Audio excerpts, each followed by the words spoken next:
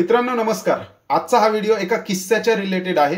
किस्सा काय घडला इन डिटेल मध्ये समजून सांगतो, पण त्या अगोदर एक गोष्ट लक्षात ठेवा, जर तुम्ही इक्विटी मार्केटमध्ये इंडियन मार्केटमध्ये जर ट्रेड करत असाल किंवा इन्व्हेस्टमेंट करत असाल तर रूल समजणं खूप गरजेचं आहे। तर किस्सा काय ते पहिले समजून सांगतो। आपल्या एका क्लायंटने आज सकाळी मला फोन केला आणि सांगितलं, सर माझं अकाउंट 98 लाख रुपये डेबिट मध्ये दिसतंय, म्हणजे मायनस मध्ये दिसतंय। मी खूप पॅनिक सिच्युएशन मध्ये, काही करून तुम्ही मला हेल्प करा। आता नेमकं त्या क्लायंट सोबत झालं काय ते मी तुम्हाला इन डिटेल्स मध्ये समजून सांगतो। तर काल दिनांक 31/7/2025 रोजी डेरिव्हेटिव्ह मार्केटची एक्सपायरी डेट होती। म्हणजे जे काही डेरिव्हेटिव्ह मार्केटचे सौदे आहेत ते 31 तारखेला एक्सपायर होणार होते आणि मंथली एक्सपायरी देखील होती। तर त्या क्लायंटच्या काही पोझिशन ऑप्शन मध्ये, स्टॉक ऑप्शन मध्ये होल्ड होत्या, परंतु काही कारणास्तव त्या क्लायंटने त्या पोझिशन स्क्वेअर अप केल्या नाही।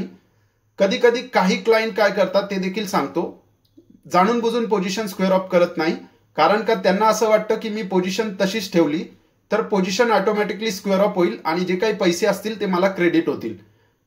आता हे का केलं जातं तर चार्जेस वाचवण्यासाठी। तर चार्जेस वाचवण्यासाठी बरेचसे क्लायंट असा डिसिजन घेतात, परंतु हे कोणते क्लायंट आहेत ज्यांना मार्केट संदर्भात अर्धवट नॉलेज आहे किंवा नॉलेज नाहीये, असे क्लायंट्स आहेत। आता क्लायंटचा ज्यावेळेस मला फोन आला, क्लायंटने सांगितलं, सर अकाउंट माझं मायनस मध्ये गेलेलं आहे, मला ब्रोकर कडून कॉल येतोय, तुम्ही मला हेल्प करा या संदर्भात आणि मी खूप पॅनिक आहे। मी म्हटलं, सर नेमकं काय झालं, किस्सा काय होता हे मला 31 तारखेलाच कळलं होतं, कारण का ऍज अ ब्रोकर मी प्रत्येक मोठ्या अकाउंटवरती लक्ष ठेवत असतो की कोणत्या क्लायंटच्या काय पोझिशन आहे आणि कुठे चुका होत आहे, आणि मी टाइम टू टाइम त्या क्लायंटला अपडेट देखील करत असतो। परंतु काही कारणास्तव त्या क्लायंटने माझा काल फोन उचलला नाही। आता आज तो क्लायंट पॅनिक झालेला होता। अशा सिच्युएशन मध्ये काय होणार तर मी तुम्हाला समजून सांगतो।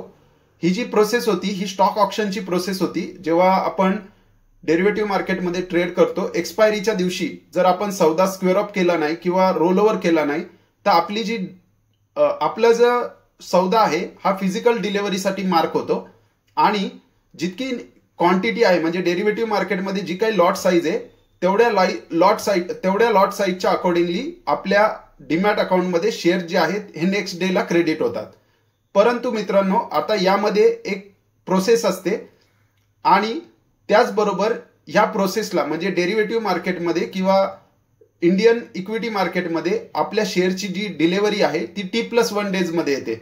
म्हणजेच आज ते शेअर्स अनसेटल मध्ये होते, क्लायंटला ते शेअर्स विकता आले नाही। आज जर तुम्ही बघितलं तर मार्केट खूप मोठ्या प्रमाणामध्ये क्रॅश झालेलं होतं।